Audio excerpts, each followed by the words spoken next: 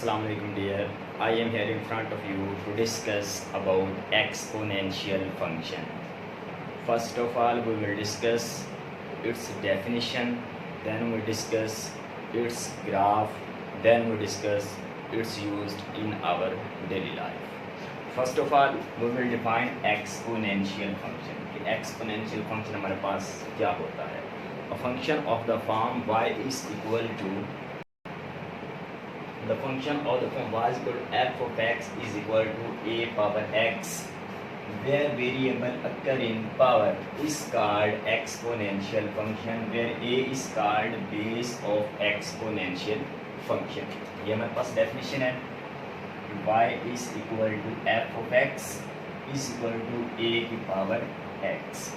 अब ये जो हमारे पास फंक्शन होता है y is equal to a power x, इसको हम बोलते हैं एक्सपोनेंशियल फंक्शन. अब इसको हम क्या बोलते हैं? Exponential function. ये हमारे पास इसका एक अलजेब्रिक मेथड है एक्सपोनेंशियल फंक्शन को शो कराने के लिए. अब यहाँ पर देखेंगे हमारे पास जो y है वो क्या है? डिपेंडेंट वेरिएबल है. x क्या है? इंडिपेंडेंट वेरिएबल है. और a क्या कहलाती है? Base of exponential function. अब हम डिस्कस करेंगे कि बेस ए को बेस क्यों बनाया गया है. और x क्या है हमारे पास? x हमारे पास क्या है? इंडिपेंडेंट वेरिएबल है, मतलब ये किसी पे डिपेंड नहीं करता. और y क्या है? डिपेंडेंट. और फंक्शन के बारे में हमने पढ़ा है कि फंक्शन क्या होता है? एक ऐसा रिलेशन होता है कि जिसमें एक वेरिएबल दूसरे वेरिएबल पर डिपेंड कर रहा होता है. मतलब एक वेरिएबल की वैल्यूज़ के लिए किसी दूसरे वेरिएबल की वैल्यूज़ की ज़रूरत होती है. या जब हमने फंक्शन को उसमें बड़ा एक्सप्लेन किया कि फंक्शन होता क्या है. बल्कि अब ये एक टाइप है जिसके बारे में हम बात करेंगे. ये क्या है? एक्सपोनेंशियल फंक्शन है. और एक्सपोनेंशियल की डेफिनेशन क्या है? कि एक ऐसा फंक्शन जिसमें वैल्यू ए की पावर एक्स और ए हमारे पास क्या कहलाता है? बेस ऑफ एक्सपोनेंशियल फंक्शन कहलाती है. और एक्स हमारे पास क्या होता है? Independent variable. और वाई क्या होता है? डिपेंडेंट वेरिएबल होता है. इसको हम बोलते हैं एक्सपोनेंशियल फंक्शन बोलते हैं. इसको हम क्या बोलते हैं? एक्सपोनेंशियल फंक्शन बोलते हैं. अब ये हमने कंडीशन लगानी है फिर साथ. अब कंडीशन क्या लगानी है हमने? अब कंडीशन हमने ये लगानी है कि हमारे पास ये जो a है ये क्या होगा? ग्रेटर देन 0 होगा और a is not equal to 1 होगा. अब ये हम बाद में जब हम इसको डिस्कस करेंगे कि डेली लाइफ में कहाँ पर यूज़ होता है एक्सपोनेंशियल फंक्शन, तब हम इसके बारे में बात करेंगे. तब हम इसके बारे में बात करेंगे कि हमारे पास जो a है इसके लिए ये कंडीशन क्यों लगाई है. कि हमने a के लिए अब कंडीशन लगा रहे हैं तो ये कंडीशन क्यों लगा रहे हैं. अब मतलब a is greater than 0 and a is not equal to 1. अब ये हमारे पास है अलजेब्रिक रिलेशन एक्सपोनेंशियल फंक्शन का. अगर हम इसका यहाँ पर टेबल देखें तो y is equal to a power x. यहाँ पर अगर हम एक छोटा सा टेबल बनाएं कि यहाँ पर हम y की वैल्यू लें और यहाँ पर हम क्या करें? x की वैल्यू. ये एक दो वैल्यू हम लेते हैं. अब यहाँ पर हमने कहा कि a को हमने क्या लेना है? ग्रेटर देन 0 लेना है और 1 तो लेना नहीं. इससे बड़ा 2 ले लेते हैं. जब हम a को लेते हैं इज इक्वल टू 2. तो अब जब हम x की वैल्यू 1 पुट करते हैं तो y की वैल्यू क्या बन जाती है? 2 बन जाती है. y की वैल्यू क्या बन जाती है? 2 बन जाती है. अब जब हम x की वैल्यू 2 लेते हैं तब y की वैल्यू क्या बन जाती है? 4 बन जाती है. इससे पता चला कि जैसे जैसे x की वैल्यू इंक्रीज हो रही है y की वैल्यू भी क्या हो रही है? इंक्रीज हो रही है. y की वैल्यू क्या भी हो रही है? इंक्रीज. तो ये क्या होता है? हमारे पास इंक्रीजिंग फंक्शन होता है. ये हमारे पास क्या होता है? इंक्रीजिंग फंक्शन होता है. अब ये हमारे पास है एक्सपोनेंशियल फंक्शन का ग्राफ. अब जब हम एक्सपोनेंशियल फंक्शन के ग्राफ के बारे में बात करेंगे तो ये ग्राफ हमेशा फर्स्ट क्वाड्रेंट और सेकंड क्वाड्रेंट के अंदर ही लाई करेगा.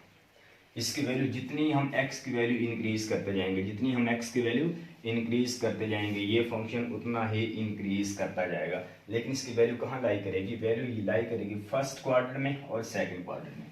और ये हमेशा हमने याद रखना है कि कभी भी, अब यहाँ पर देखिए जैसे जैसे x की वैल्यू इंक्रीज हो रही है y की वैल्यू भी क्या हो रही है? इंक्रीज हो रही है. लेकिन कभी भी y की वैल्यू 0 नहीं होगी. कभी भी y यहाँ ये छोटी सी छोटी वैल्यू हो सकती है. जितनी आप x की वैल्यू पुट करते जाएंगे, जितनी भी आप x की वैल्यू छोटी से छोटी पुट करेंगे, मतलब as x approach to 0 then y approach to 0. अब y अप्रोच टू जीरो है लेकिन एग्जैक्ट जीरो नहीं होगा, एग्जैक्ट जीरो नहीं होगा। सॉरी, यहाँ पर हम x अप्रोच टू जीरो तो नहीं कह सकते, x इससे लेस भी हो जाएगा, मतलब -1 -2 -3 -4 कुछ भी हो सकता है, ये नहीं कहते। तो y अप्रोच टू जीरो करेगा लेकिन एग्जैक्ट जीरो नहीं होगा। इसकी क्या रीज़न है, ये a की बेस हम a की वैल्यू हम जीरो नहीं ले सकते या फिर 1 नहीं ले सकते, मतलब जीरो से हम ग्रेटर देन जीरो लेंगे, जीरो नहीं ले सकते, 1 नहीं ले सकते, और y की वैल्यू कभी जीरो नहीं हो सकती। ये सब हम डिस्कस करेंगे कब, जहाँ पर हम देखेंगे कि एक्सपोनेंशियल फंक्शन का यूज़ कहाँ पर किया जा रहा है। तो ये हमारे पास ग्राफ था, ये लाई करेगा फर्स्ट और सेकंड क्वार्टर में, और हमेशा ये इस पॉइंट से ज़रूर पास करेगा। और ये पॉइंट हमारे पास क्या है, ये पॉइंट हमारे पास क्या है, यहाँ पर x की वैल्यू हमारे पास क्या आ रही है 0 और y की वैल्यू क्या आ रही है 1। अब यहाँ से ये एक्सपोनेंशियल ज़रूर पास करेगा। इसकी वजह भी हमें यहाँ से पता चलेगी कि ये यहाँ से हमेशा ही पास क्यों करता है, कि जब भी हम एक्सपोनेंशियल फंक्शन के ग्राफ की बात करेंगे तो इस पॉइंट से हमेशा पास क्यों करता है। अब ये जो हमारे पास ग्राफ था, ये कंडीशन तब थी when a is greater than 0, when a is greater than 0, but when a is greater than 0 and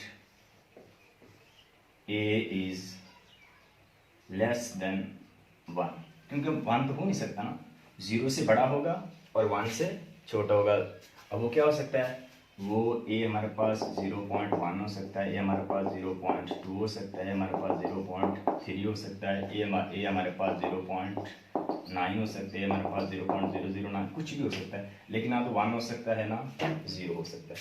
तब इसका हमारे पास ग्राफ क्या होगा, तब अगर हम देखें तो तब हमारे पास इसका जो ग्राफ होगा वो इस तरह होगा। यहाँ पर हमारे पास ये 0, यहाँ पर इसकी वैल्यू क्या आएगी 1 आएगी, और यहाँ से x की वैल्यू जो भी आती जाएगी, जैसे हम x की वैल्यू इस तरह डिक्रीज करते जाएंगे, y की वैल्यू भी क्या होती जाएगी इंक्रीज, लेकिन ये हमारे पास एक डिक्रीजिंग फंक्शन बनेगा ऐसे।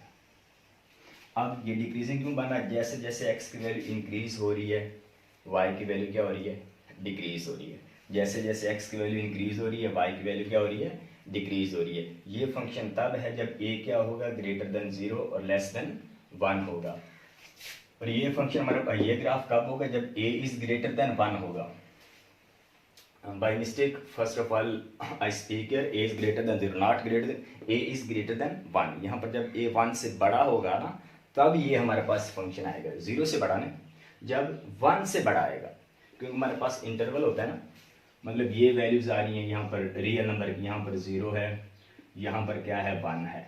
अब एक्सपोनेंशियल फंक्शन में एक्सपोनेंशियल फंक्शन ना तो 0 पे डिफाइन होगा और ना ही 1 पे डिफाइन होगा। तो जब इस इंटरवल में वैल्यू रहेगी ना, इस इंटरवल में, तब ये हमारे पास ग्राफ आएगा, तब इसका ग्राफ क्या होगा हमारे पास ये वाला। और जब इससे आगे कोई भी वैल्यू हम पुट कर सकते हैं, तब हमारे पास जो एक्सपोनेंशियल फंक्शन का ग्राफ आएगा वो ये वाला होगा। तो ये था हमारे पास एक्सपोनेंशियल फंक्शन। अब यहाँ पर हम जो बेस ए लेते हैं ये क्या है, अब इसको हम ऐसा क्यों लेते हैं। फर्स्ट ऑफ ऑल हम देखेंगे कि एक्सपोनेंशियल फंक्शन का डेली लाइफ में यूज़ कहाँ पर होता है, क्योंकि बाज़ औक़ात यही कहा जाता है कि मैथमेटिक्स का डेली लाइफ में इतना यूज़ नहीं है, या इसको इतना एक्सप्लोर करके पढ़ाया नहीं जाता या पढ़ा नहीं जाता। पढ़ाने वाले होते हैं लेकिन पढ़ा कम जाता है।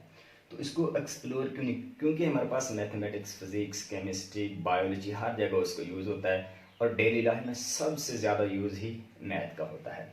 अब हम गौर करें, जब हम फिजिक्स 10th क्लास लास्ट वाले चैप्टर में रेडियो एक्टिविटी वाले चैप्टर पढ़ते हैं,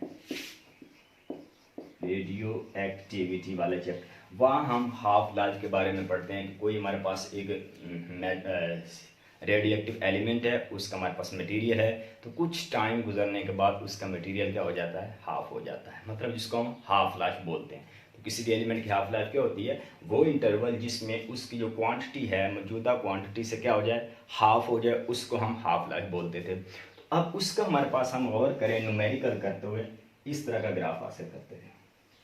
अब ये ग्राफ क्या है डिक्रीजिंग है, ये ग्राफ क्या है डिक्रीजिंग, जैसे हम ये कर रहे हैं, ये वाला क्या है डिक्रीजिंग।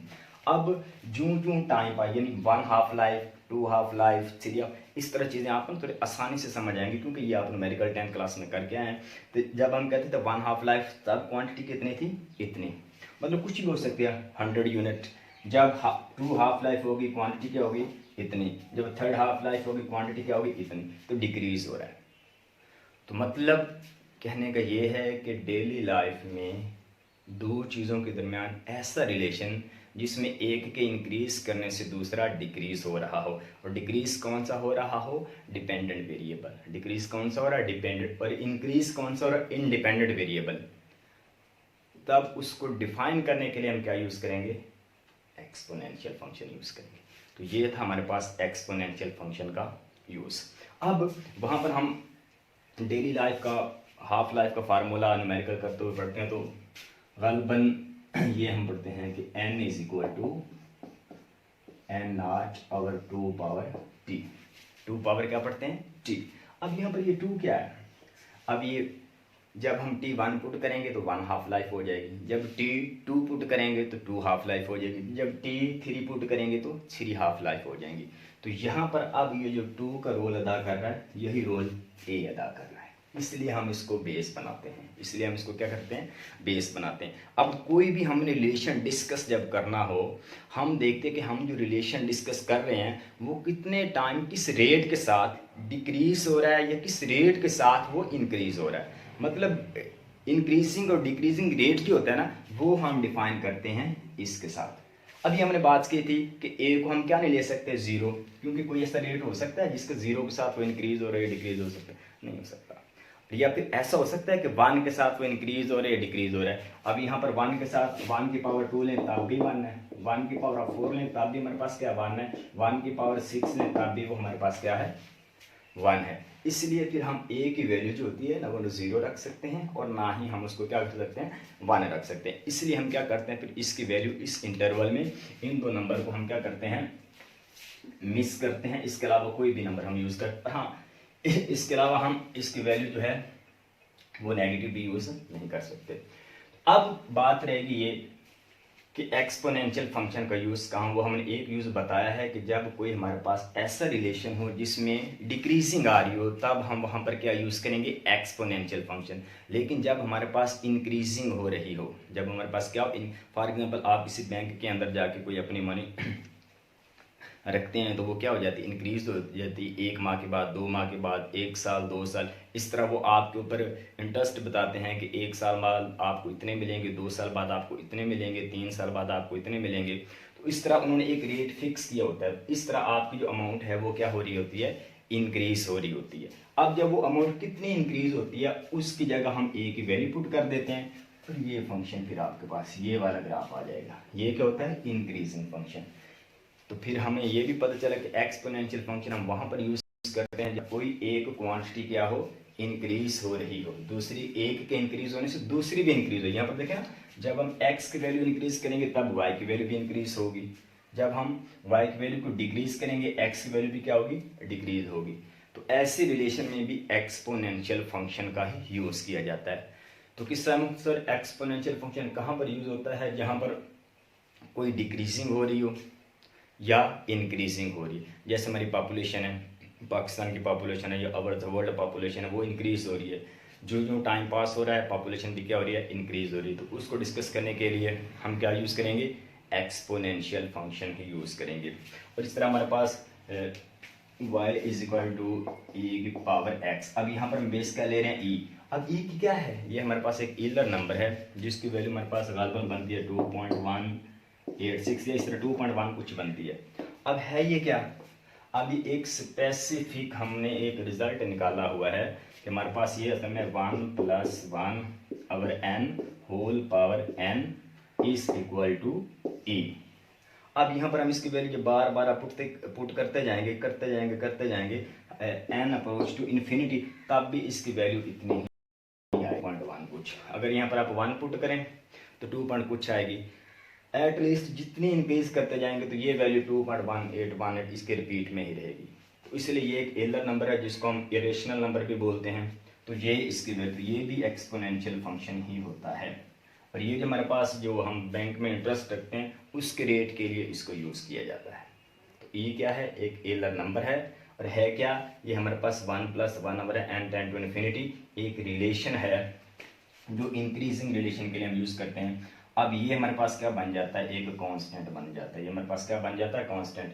इस रिलेशन में आप n की जितनी भी वैल्यू पुट करते जाएंगे इसकी वैल्यू हमारे पास क्या रहेगी, यही रहेगी। तो हमने बात की थी कि एक्सपोनेंशियल की डेफिनेशन हम देखेंगे कि एक्सपोनेंशियल फंक्शन क्या होता है, फिर इसका अलजेब्रिक रिलेशन क्या है, फिर हम इसका ग्राफ देखेंगे कि इसका ग्राफ क्या होता है। दोनों ग्राफ हमने देखे हैं, फिर हमने देखा इसका डेली लाइफ में यूज़ कहाँ है, क्योंकि जब हम मैथमेटिक्स में किसी भी रिलेशन का डेली लाइफ में यूज़ बताएंगे, उसको एक्सप्लेन करेंगे, डेली लाइफ में चेक करेंगे कहाँ पर यूज़ हो रहा है, तो फिर ये थोड़ी आसान हो जाती है।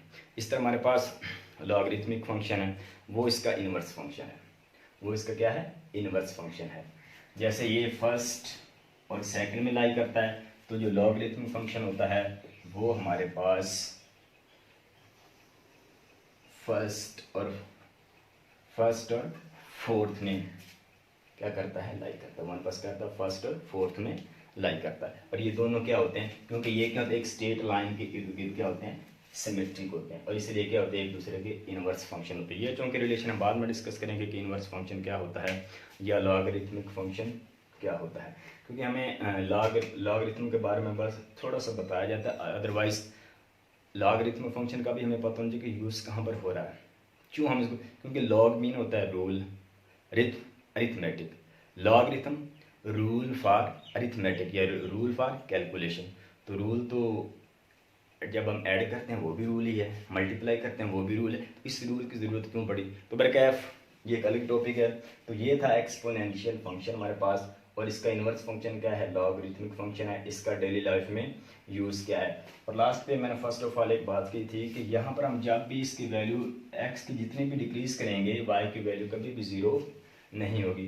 क्यों नहीं होगी, कि यहाँ पर देखें हमारे पास ये जो रेडियो एक्टिविटी की बात करते हैं या पॉपुलेशन की बात करते हैं, जितनी भी हाफ लाइफ गुजर जाएगी ये कभी भी जाके ज़ीरो नहीं होगा, कुछ ना कुछ इसकी क्वांटिटी बच जाएगी। इस वजह से हमने कहा था कि वाई की वैल्यू कभी भी ज़ीरो नहीं होगी। Okay, good luck.